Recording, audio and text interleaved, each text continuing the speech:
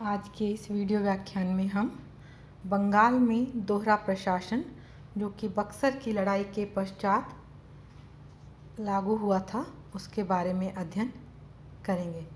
बक्सर की लड़ाई के पश्चात मुग़ल सम्राट शाह आलम ने अपने आप को अंग्रेज़ों के आश्रय पर छोड़ दिया। उसने अंग्रेज़ सेनाध्यक्ष मुनरो को यह प्रस्ताव भेजा कि वह अंग्रेज़ों की सैनिक सहायता से दिल्ली पर राज्य करना चाहता था और अंग्रेज़ों को वांछित क्षेत्रों पर राज्य करने का अधिकार भी प्रदान करने को तैयार था यदि अंग्रेज उसे कुछ खिराज देने को तैयार हो जाएं। लेकिन कलकत्ता काउंसिल ने मुनरो को मना कर दिया कि वो शाह आलम को इलाहाबाद से आगे नहीं ले जा सकते थे। इधर 5 जनवरी 1765 को बंगाल के नवाब मीर जाफ़र की मृत्यु हो गई और अंग्रेज़ों को अपनी सत्ता बढ़ाने का एक और अवसर मिला। कलकत्ता काउंसिल ने मीर जाफ़र के सबसे बड़े पुत्र नज़्म-उद-दौला को बंगाल का नवाब बनाया। यद्यपि वह जानती थी कि नज़्म-उद-दौला अयोग्य था। बंगाल के नए नवाब को गद्दी पर बिठाते समय प्रांत की सैनिक सुरक्षा का उत्तरदायित्व कलकत्ता काउंसिल ने अपने ऊपर ले लिया, जिससे बंगाल में अंग्रेजी सेना के अतिरिक्त और कोई सेना न रहे। जब कंपनी ने नज़्म-उद-दौला को नवाब बनाया, फरवरी 1765 में एक संधि की। उस संधि के अनुसार रक्षा व्यवस्था, सेना, वित्तीय व्यवस्था और नवाब के बाहरी संबंधों पर नियंत्रण अंग्रेज़ों को उपलब्ध हो गया। बदले में वे बंगाल नवाब को 53 लाख रुपया देंगे। बंगाल का नवाब अब केवल नाम मात्र का अधिकारी रह गया। अब कंपनी के लिए आवश्यक हो गया कि वह सैनिक खर्चे के लिए केवल नज़्म-उद-दौला पर निर्भर न रहे तथा क्षेत्रीय आय प्राप्त कर ले। इसीलिए फरवरी 1765 की संधि का आवश्यक परिणाम था दीवानी की प्राप्ति, जो कि अगस्त 1765 में प्राप्त की गई थी। जब 1763 में मीर कासिम के साथ संघर्ष प्रारंभ होने की सूचना लंदन में कोर्ट ऑफ प्रोप्राइटर्स को मिली तो कंपनी के डायरेक्टर्स ने क्लाइव को बंगाल में पुनः गवर्नर नियुक्त किया।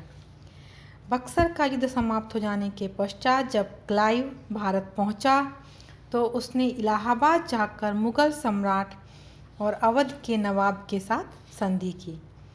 12 अगस्त 1765 को मुग़ल सम्राट शाह आलम ने अंग्रेजी शामियाने के नीचे एक साधारण मेज कुर्सी पर बैठकर अंग्रेज़ों को एक फरमान द्वारा बंगाल, बिहार, उड़ीसा के दीवानी का अधिकार प्रदान कर दिया। मुग़ल सम्राट शाह आलम को कड़ा और इलाहाबाद के ज़िले दे दिए गए और अंग्रेज़ कंपनी ने बंगाल नवाब द्वारा सम्राट को 26 लाख रुपए वार्षिक दिए जाने की जमानत ले ली। समकालीन इतिहासकार गुलाम हुसैन लिखते हैं कि इस संधि की शर्तों को तय करने में इतना भी समय नहीं लगा जितना कि एक पशु अथवा गधे को खरीदने में लगता है, परंतु इस संधि का बहुत बड़ा महत्व है। इससे कंपनी को वैधानिक अस्तित्व मिल गया। अब है 16 अगस्त 1765 को शुजा-उद-दौला के साथ हुई संधि। 16 अगस्त 1765 को शुजा-उद-दौला के साथ भी संधि हुई। इसके अनुसार शुजा-उद-दौला को उसका पूरा राज्य क्षेत्र लौटा दिया गया।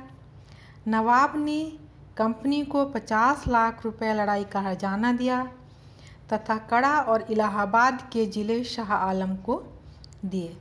संधि में एक रक्षात्मक व्यवस्था का भी प्रावधान किया गया, जिसके अनुसार अवध के राज्य की सुरक्षा के लिए कंपनी सैनिक सहायता देगी, जिसका व्यय अवध के नवाब को देना होगा।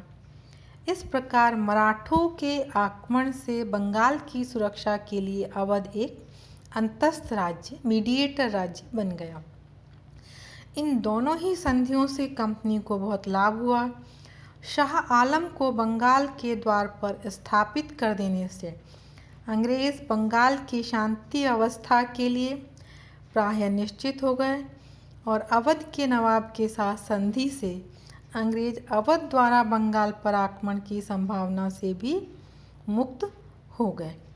अब है दोहरा प्रशासन, जो कि क्लाइव की प्रशासनिक योजना थी।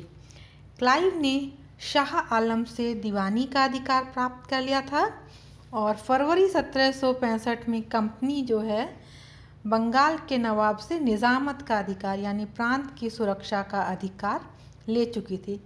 इस प्रकार दीवानी और निज़ामत दोनों ही कंपनी के पास आ गए थे। दीवानी का अर्थ था राजस्व वसूल करने का अधिकार। वस्तु स्थिति यह थी कि शाह आलम को 26 लाख और नवाब नज़्म-उद-दौला को 53 लाख रुपया देने के पश्चात जितना भी भू राजस्व बचेगा वह सब कंपनी के पास रहेगा। इस प्रकार कंपनी एक धनी और शक्तिशाली राज्य की स्वामिनी बन गई। क्लाइव ने मोहम्मद रजा खान, राय दुर्लभ और सिताब राय को नायब दीवान नियुक्त किया। नायब दीवानों को पहले कुछ विशेषाधिकार और बाद में निश्चित वेतन दिया जाता था। राजस्व वसूल करने का कार्य इन नायब दीवानों पर था। वे एक निर्धारित राशि कंपनी के राजकोष में जमा कराने के लिए उत्तरदायी होते थे। क्लाइव ने न्याय, शांति स्थापना और प्रशासनिक उत्तरदायित्व को अपने हाथों में नहीं लिया। इस प्रकार क्लाइव ने प्रशासन का अधिकार तो ले लिया था लेकिन उत्तरदायित्व लेने से इनकार कर दिया। उसकी प्रशासनिक योजना की विशेषता उत्तरदायित्व रहित अधिकार और अधिकार रहित उत्तरदायित्व थी।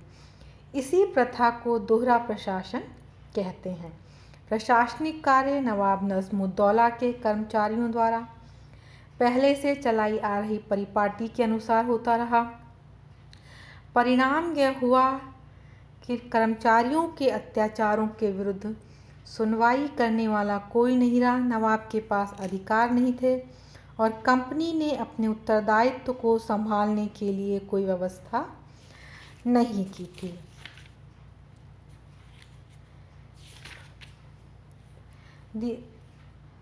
दीवानी लेने के पश्चात क्लाइव ने राज्य को भूमि का स्वामी समझा और लगान वसूल करने का अधिकार वार्षिक नीलामी में सबसे ऊंची बोली लगाने वाले को दिया।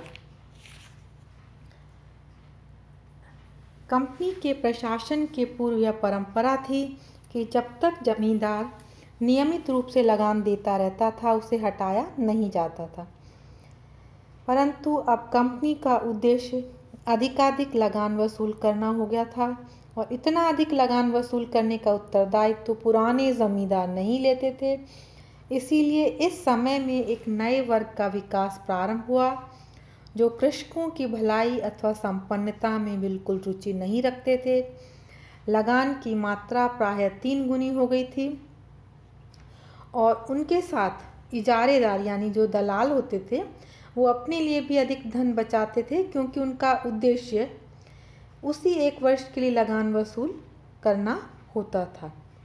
1766 में भी क्लाइव महसूस करता था कि लगान की मात्रा बहुत अधिक है। इसको हम आपको आंकड़ों से समझाते हैं। जैसे 1765-66 में जो लगान वसूल किया गया वो लगभग 15 लाख के आसपास था और अगले ही वर्ष जो लगान वसूल किया गया वो 22.5 लाख रुपए से भी अधिक था। इसका परिणाम यह हुआ सामान्य प्रशासनिक व्यवस्था नष्ट भ्रष्ट हो गई। नवाब नाम मात्र का प्रशासन अध्यक्ष था। आमिल यानी जो राजस्व से जुड़े कर्मचारी थे मनमाना अत्याचार करते थे क्योंकि उन पर कोई नियंत्रण नहीं था। कंपनी की रुचि केवल लगान वसूल करने में थी। प्रशासन का उत्तरदायित्व कंपनी ने नहीं लिया। परिणाम यह हुआ कि कृषक खेती छोड़ छोड़ कर भागने लगे और प्रांत में कृषि उत्पादन कम हो गया। भू राजस्व से आय कम होने लगी। इतना ही नहीं, बंगाल से जो है उद्योग और व्यापार की अवनति भी इसका एक बहुत बड़ा दुष्परिणाम था। बंगाल से निर्यात की प्रमुख वस्तुएं थी रेशमी और सूती वस्त्र, चीनी, नील, शोरा और नमक। 1770 में एक अंग्रेजी यात्री डो ने लिखा था कि बंगाल आयात निर्यात का अंतर सब देशों के विरुद्ध बंगाल के पक्ष में था और बंगाल एक ऐसे कुंड के समान था जिसमें सोना चांदी लुप्त हो जाता था, जिसके वापस लौटने की कोई संभावना नहीं थी। प्लासी के पूर्व कृषि और उद्योग में अच्छा संतुलन था। उस समय उद्योगों में विशिष्टीकरण इस हद तक बढ़ा हुआ था कि डच यात्री स्टेवोरिनस ने लिखा है कि 20 गज से अधिक ढाका की मलमल जेब में रखने वाली तंबाकू की एक डिबिया में आ सकती थी। समकालीन पर्यटकों ने खनन और धातु कर्म विज्ञान में भारत की प्रगति की उल्लेखनीय प्रशंसा की है। जहाज बनाने के बड़े बड़े बंदरगाह थे और भारतीय लकड़ी से बने हुए जहाज इंग्लैंड की ओक लकड़ी से बने हुए जहाज़ों से अधिक मजबूत होते थे। प्लासी की लड़ाई के पश्चात अंग्रेज कर्मचारियों और उनके गुमाश्तों पर नवाब का नियंत्रण समाप्त हो गया। परिणाम यह हुआ कि ये गुमाश्ते कारीगरों पर बहुत अधिक अत्याचार करने लगे। उन्होंने बहुत से बुनकरों और जुलाहों ने कपड़ा बुनना छोड़ दिया और सामान्य श्रमिकों की भांति खेतों में काम करना प्रारंभ किया। कृषक पहले ही कृषि छोड़ रहे थे, किंतु भूमिहीन श्रमिकों की संख्या अधिक होने के कारण जमींदारों और आमिलों को खेत जोतने के लिए मजदूर मिल जाते थे और लगान वसूल होता रहता था।